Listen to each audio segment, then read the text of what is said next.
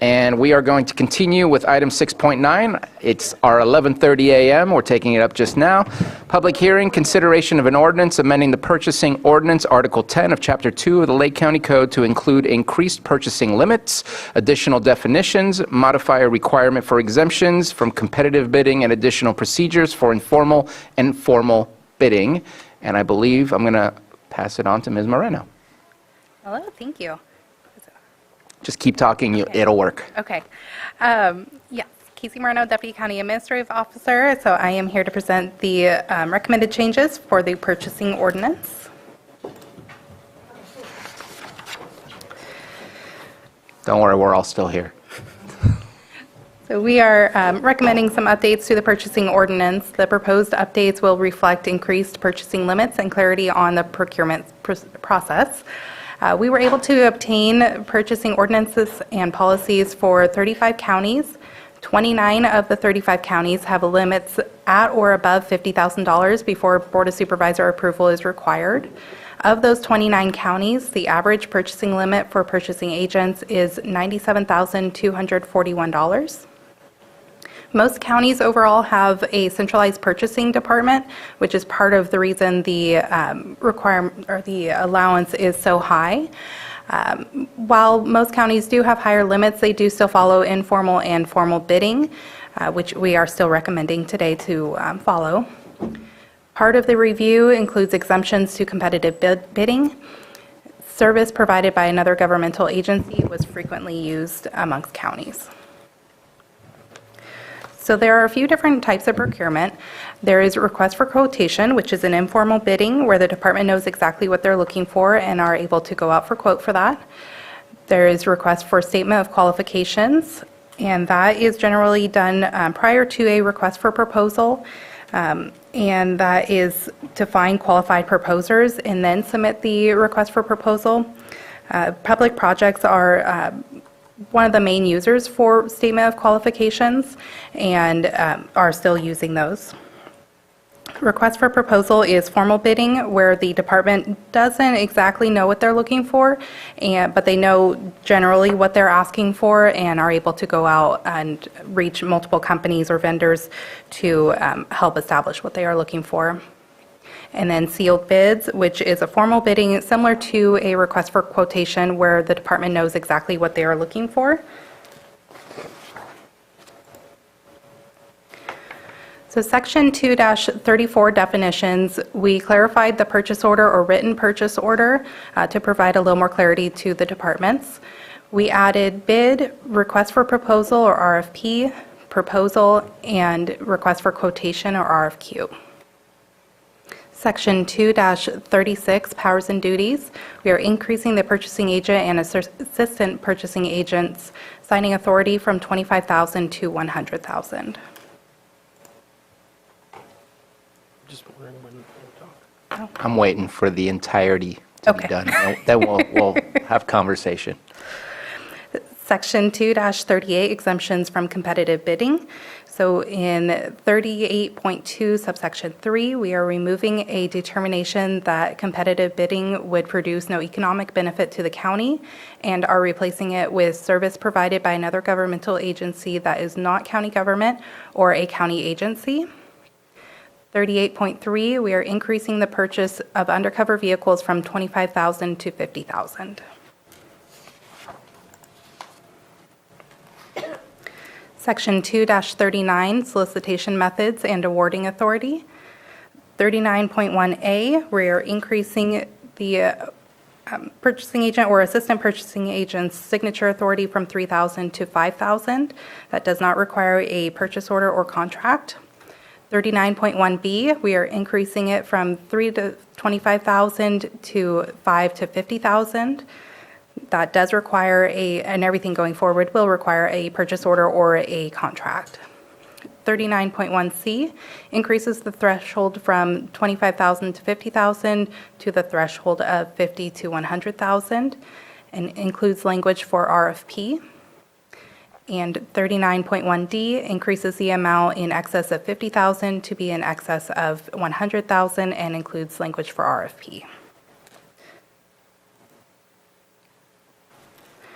Section 2-40, informal solicitation and evaluation procedures. 40.2, we are adding additional language to better support the department's informal procurement. Added requirements for tracking, which include the RFP number to be assigned by administration. Currently, we do not assign RFQ numbers, just RFP or bid numbers. So we are going to be assigning now the RFQ numbers. A copy of the RFQ, which was sent to a minimum of 3 vendors, it also was sent to administration along with a list of the vendors receiving the RFQ. And a copy of the quotes received by departments shall be submitted to the purchasing agent. 40.3, increasing the limits to 5 to 50,000. That was previously 3 to 25,000. Added clarification on contracts and formal purchasing orders. And 40.4, we pretty much scrapped that whole section and changed it to change to provisions of this section do not apply in amounts in excess of $50,000. Section 2-41, soliciting and awarding formal bids.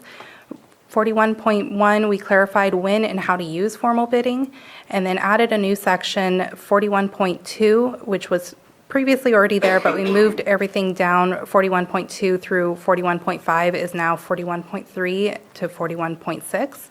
So 41.2, we added basic procedures for an RFP. Previously, RFP was not mentioned throughout the purchasing ordinance. Section 2-42, emergency purchases. 42.1, we increased from 3,000 to 5,000. 42.2, we increased from 25,000 to 100,000. So here we have a graph similar to what we provide the departments as a cheat sheet, and it just has what is currently under the purchasing ordinance and then what changes. So that light green is what is going to stay the same, and then the dark green is the changes that we're proposing here today. So starting at the top, the dollar amount of up to 3,000. Currently, quotes, bids, proposals are not required, and with the recommended change up to $5,000, that will still be the same, no quotes, bids, or proposals. And then the minimum signature will still be the department head. 3,000 to 25,000, we are still keeping the request and document a minimum of 3 price comparisons. What we are changing to that is it must be sent through the administration office, and increasing that threshold to 5 to 50,000, still department head approval. The next one, 25 to 50,000. So the 3 to 50,000 is basically going to are going to go away and be replaced with the $5 to $50,000. So still a minimum of 3 price comparisons, and sent through the CAO's office and department head approval. So currently 25 and up requires the Board of Supervisors approval, so we are requesting that be changed to department head. Over $50,000 is currently RFP bid territory, and that requires a minimum of 5 written bids or RFPs, proposals, responses, and board approval. So we are recommending that it be changed to 50,000 and over, 100,000 and over be required the Board of Supervisors approval. Anything over 50, though, we still want 5 bids or proposal responses. And everything over 5,000 must be sent through administration. And so really the only major change other than department head approval going up is changing from 3,000 to 3,000 to 50,000 is informal. So now it will be 5,000 to 50,000 is informal. Anything over 50 is still formal, which it is right now.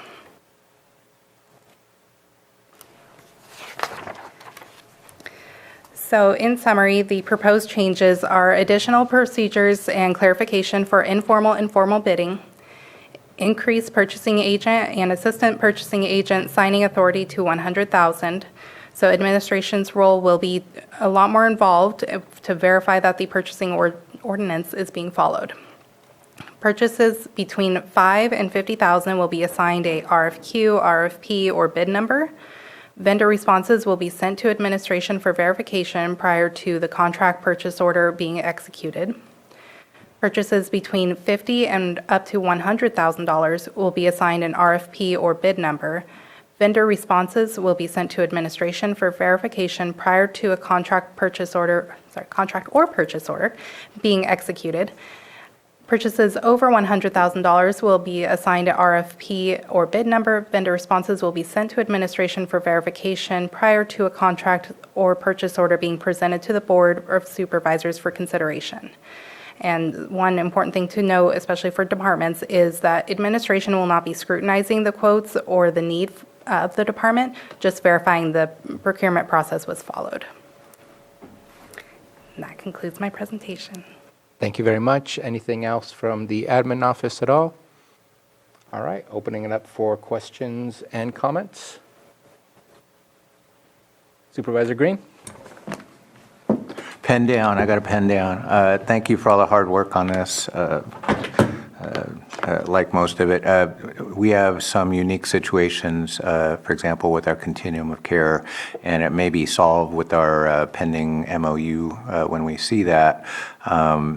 But when we are fulfilling services that may involve other agencies or other sources of funds, the intent of this is we're going to put all those through there, whether it's a departmental request or kind of a third-party request through an outside agency. And so how do we enforce this for those grant funds or those outside agencies that are going to do this? Just through is that identified in this process at all, or is it just assumed that anything involving COC or an outside agency where we're basically a fiscal agent or an administrative entity, that this policy would apply to that? Well, it would still go through the department, so in order for the department to expend those funds, they would still need to follow the purchasing ordinance. And if we're the fiscal agent, it's our fiscal rules. Unless Unless they have their own, which the we group aren't creates really. their own rules, then like And then for we're the not really the AVA, fiscal agent other than paying the bill then. yeah, for the AVA, we do use the county, well, granted, the county is the fiscal agent for that, but at the same time, we only get about $80,000 a year. And so allowing up to $100,000 to be done without going to the board does not make sense. And so I think that each individual group might need to look at creating their own rules that could be more restrictive than what this would be. Up to the board doesn't mean like to the AVA board though. So up to 100,000, the AVA board should still, or RRA or any of those, should still hear all of their transactions versus just 100 grand. That's specific for this board. No, but I felt like that was the question of the COC, the money goes through behavioral health as being the financial holder. These rules are not automatically implied that they're going to every agency that we're the fiscal holder of, because the COC has its own board and can make their own decisions. Well, on top of that, the awarding agency, HCD, probably has its own specific requirements for, how their contracts are let and stuff like that. So I think that's one of the reasons we asked for an MOU is you can't do a twofer. You can't have balance of state funding going through our approval process, but funds that are purportedly approved by COC going through a different kind of a review process. So I think the assumption is if they're meeting our purchasing ordinance requirements for the balance of state funds, then the COC approvals would benefit from that. But again, without an MOU or without having individually reviewed what things HCD may put into their grant funds and review of those proposals, we have to satisfy both, and so this isn't really on point to what HCD is going to require with HHAP and stuff like that, but I think it's going to come into play We at do some point. HCD all the time. I feel we're muddying the waters. This is an agency the county policy that covers what the agency has control over. If there's another board that controls and oversees finances for something separate, whether that be LAFCO, whether that be AVA, whether that be COC, those are completely separate from this one right here. I think that just keeps it as simple as possible, that those boards need to make those decisions outside of this policy itself. Any other questions or comments? So I will say that I'm a little nervous about $100,000. I know that I'm looking somewhere in between 50 and 75. I'd be okay with 75. But at $100,000, that is a huge jump from 25. Granted, we haven't changed what we've been doing. And so that's my only struggle that I have with what it is that I'm seeing in this change. Is it's a big jump. And while all of this is definitely open for public scrutiny and our scrutiny, if we ever want to find out who's spending $99,999, I still think that it's a value to do a good incremental step, but not a full all the way to 100,000. And just wanted to see how the rest of the board felt about that.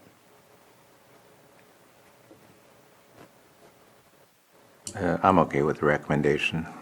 75K and what it used to be, and neither's 100K. So we got to give our department heads some flexibility to do the stuff they got to do. One of the key change, and the reason for why we're asking for the large jump is obviously that's what most counties are doing, but that's why we're putting a lot more restrictions on where the auditor's office won't pay, or it shouldn't come to the board unless the CAO's office has reviewed to make sure that they follow purchasing procedures, which is not common now, but not common at all. But we would keep a record, and we plan to have a special document that only the auditor's office and the CAO's office can see. And they're going to check to make sure that we've reviewed it and it's passed purchasing procedures. So right now, nobody looks at if 25 and under, if the department actually received quotes or went out to bid or anything, that we're tightening the screws down on that to where as long as you've been doing that prior, you just have to send it to us. We verify that purchasing was followed. So that's going to be a big lift for our office, but it's a hybrid between what most counties have of central purchasing and what we have, which is decentralized. It's kind of a hybrid, but we're making sure all bids, sealed bids, or proposals, those processes are being followed. And if they're being followed properly, that's the only way it goes through. So you say no one, but that's not true, because I have looked at... No one what? To see who's spending $24,000. I have looked at some of that. One thing I want to make sure that we're able to control, because I've seen this before, where somebody has a contract for $24,000 and then they have another contract for another $10,000, but yet that never came to us and it's through the same agency.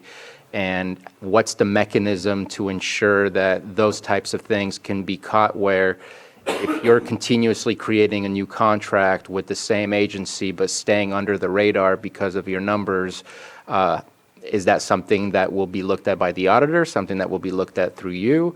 Because I've seen that, and I know I shared some of those findings with you in the past. That should be caught by the auditor's office. They do when they are doing their review. I would like to say they would be caught by our office, but the truth is, on that $10,000 contract, if they're not going out to RFP, bid, or Never know. quote, it wouldn't necessarily come to us before they try to put it through the auditor's office. So it should be caught by the auditor's office, and we can talk to Genevieve. Okay. CAO Parker. Thank you, Chair. I do think there has been some discussion on some contract management software, am I correct? Which would help holistically look at all the different contracts. Am I incorrect in that statement? You're correct, but it was shot down until after we go with the new potential ERP. Still in the works, Yes, thank you. not dropped entirely. Any further comments before we open it up for public? But that would be a solution. No, it would help to keep an eye.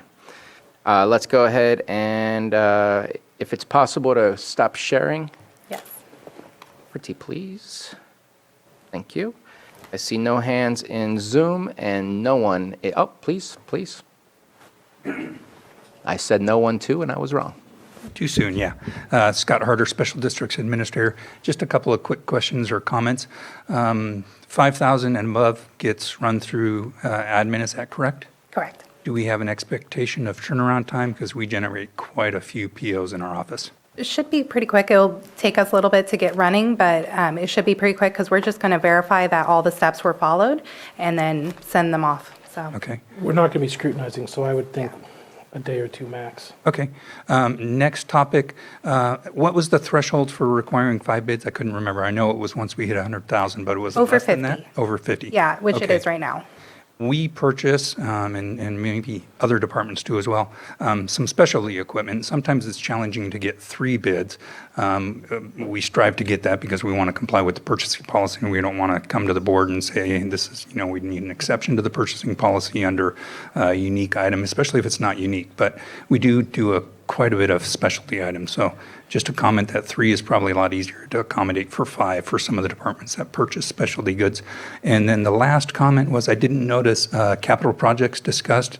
That falls under a separate section, is that correct? And that's for public services, public works, and special districts? Correct. Okay. And admin, yeah. All right. Thank you. Yeah, we didn't touch those.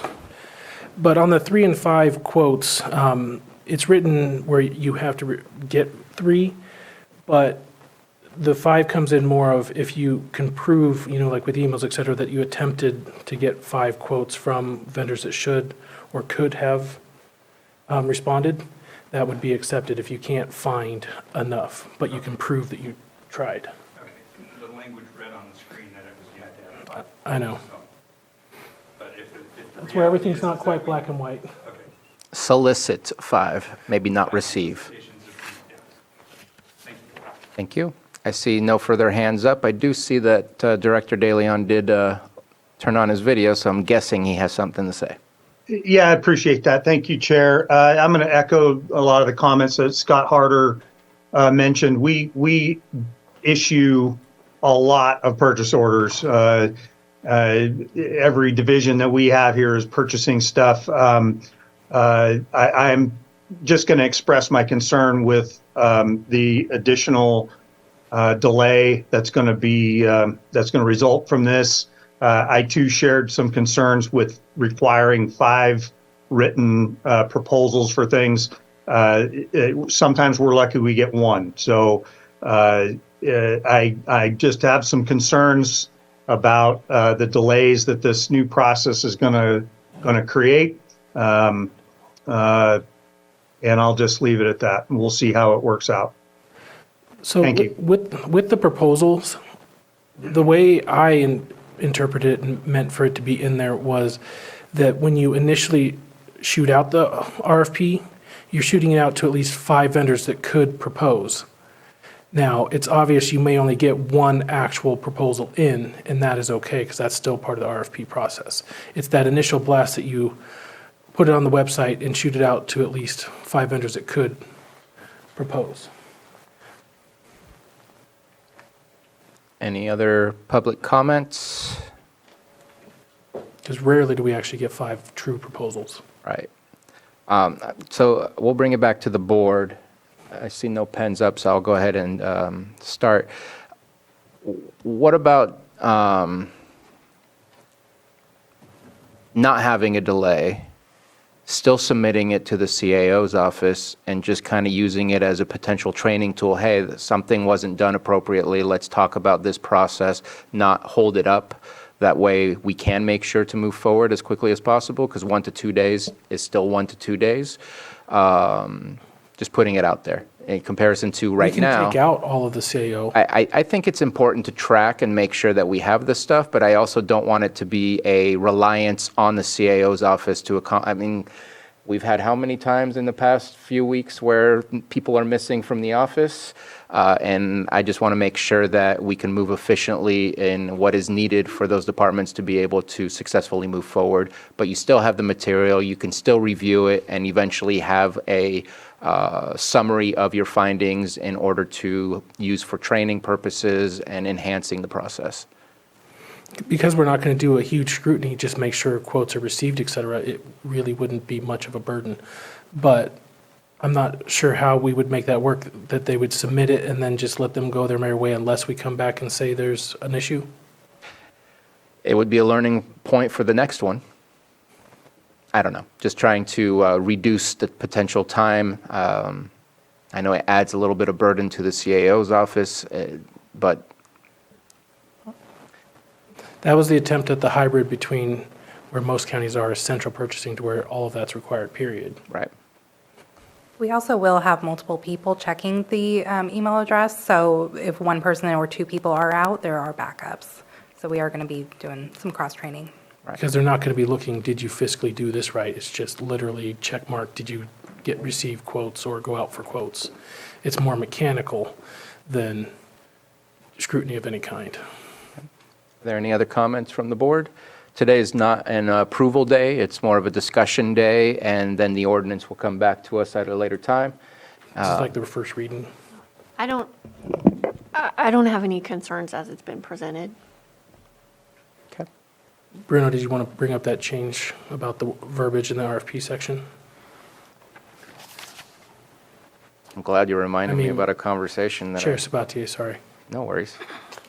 I don't have it on here. At minimum Oh.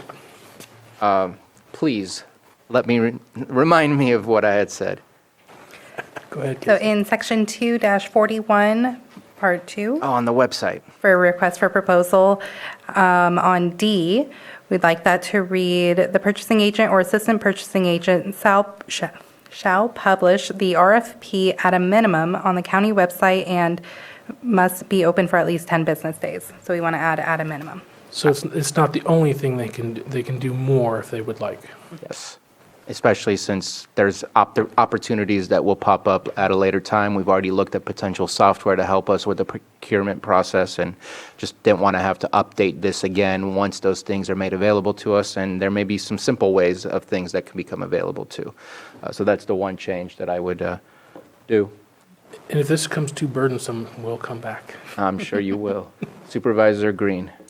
Yeah, just to follow up on the points raised by our department head. So I see like a minimum level of quotes of 3 in our informal solicitation procedures. I didn't necessarily find a minimum number in our formal solicitation evaluation procedures. So the point is well taken. How many quotes or bids do you need? It seems we're more stringent in a sense with our informal solicitation than with the formal.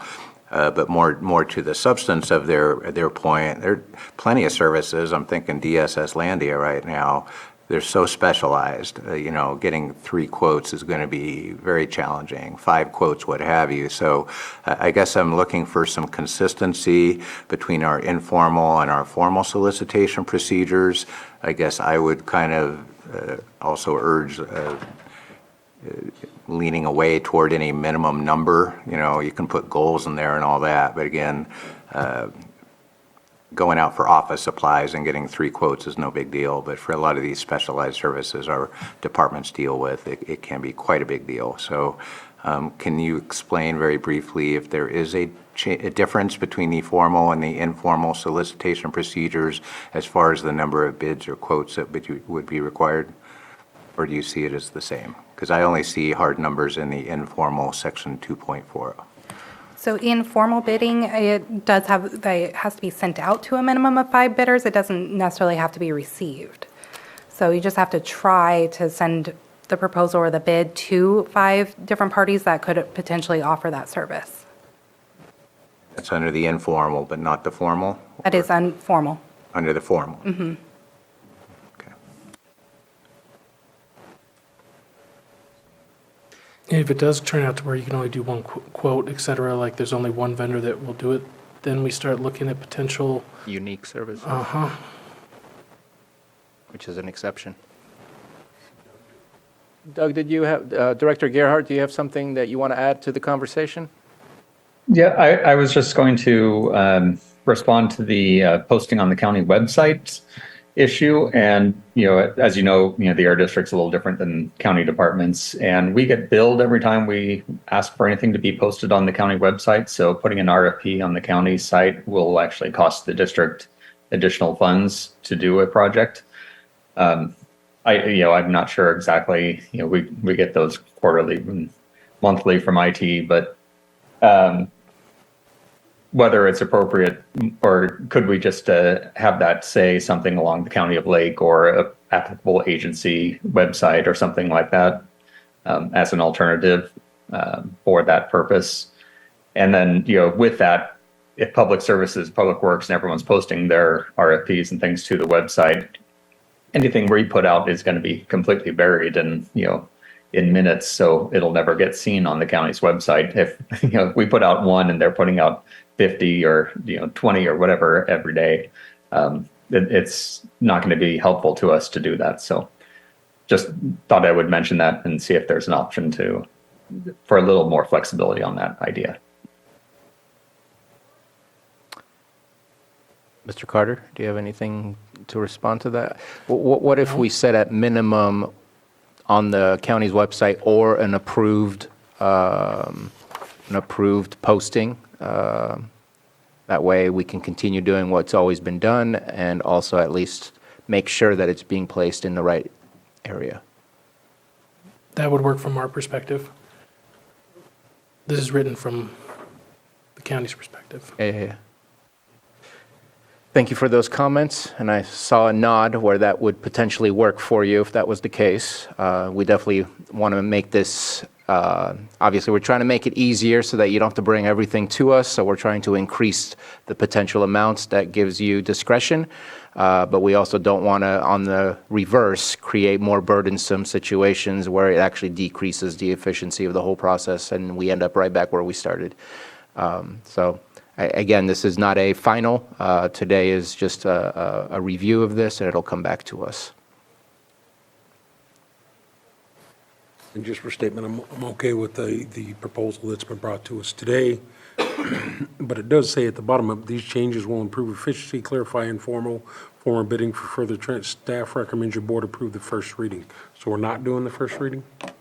Or maybe we are. I don't know, it just says that here on the memo.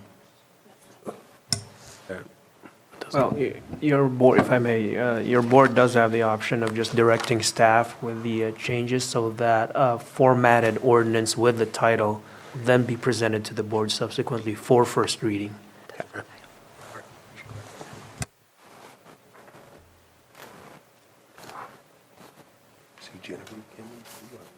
Come on up if you wanted to speak.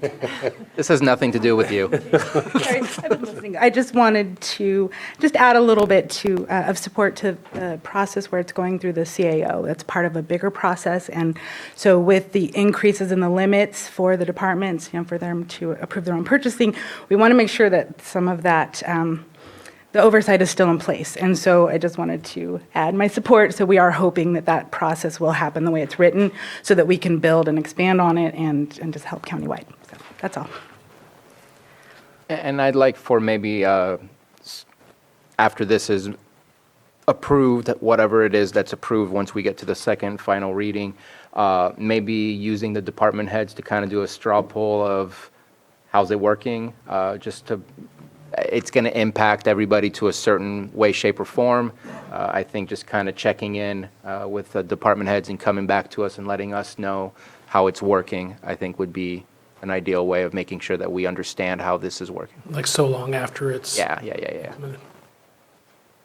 Everybody okay with that? Yeah, I think that'd be a good idea, especially the folks who've made comments today. Yeah. Okay. I'm pretty sure we'll help pretty quickly if Directors who made it causes too many problems. Please. All right, thank you. I apologize. Lars Ewing, Public Services Director. I stepped out and I just did confirm a question, so I'll echo what I understand may have already been stated from special districts and I believe Public Works. So I don't know what they said, but I'll just say my concerns with going through the CAO's office. Not that that's bad, but there are a lot of purchase orders that Public Services does. There's no question about that. I'm sure many other departments have that as well. I just, if we can have some agreement on timing, there are time-sensitive purchases that we make, and we need to make sure that those go through. So, not trying to derail this, far from it. Just want to make sure that we fix the rails that we're not really considering yet. Yep, no, I appreciate that and agree with you. That's one of my concerns, is to check in and see how that is going, is specific to the timelines and efficiencies of the process. Great. All right, thank you. Ms. Morano? That's all I got. Okay. Supervisor Green? Just to follow up on that, if you're going to be assigning numbers to everybody, including emergency requests, then that would be kind of the concern stated there. So even if it's a day or two normal turnaround, no. The assigning the number takes less than 5 minutes. That is not even an hour turnaround if someone sees the email. Or allowing them to continue doing emergency contracts in more or less the current situation, and they notify you after the fact. I mean, In a choose your- true emergency, Well, most of these emergency contracts would involve some definition of true emergency. It just something to think about. I think the hiccup is there, even if it's only at 2 hours. If the normal pattern is we just get the emergency contracts done and admin is not in that loop, then adding admin to the loop, whether it's 5 minutes or 2 days, is adding something to the loop. So do other counties also kind of loop in admin for their emergency contract requests? most of the department heads aren't even included. It's through a central purchasing. Okay, thank you.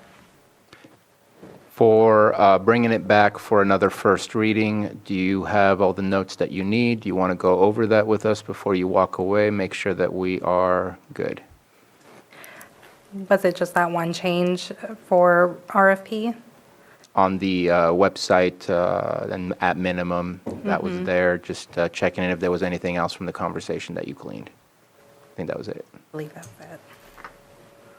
Gail Parker? Yes, clarify the limit between 75 and 100. I don't believe anyone else spoke up, and Okay. I think it remains at 100. Okay. Thank you very much. Thank you. Oh, well, let's make a motion to continue. When do you think you might have that updated? Is that possible for the 27th? Yeah. Do we have room on the 27th?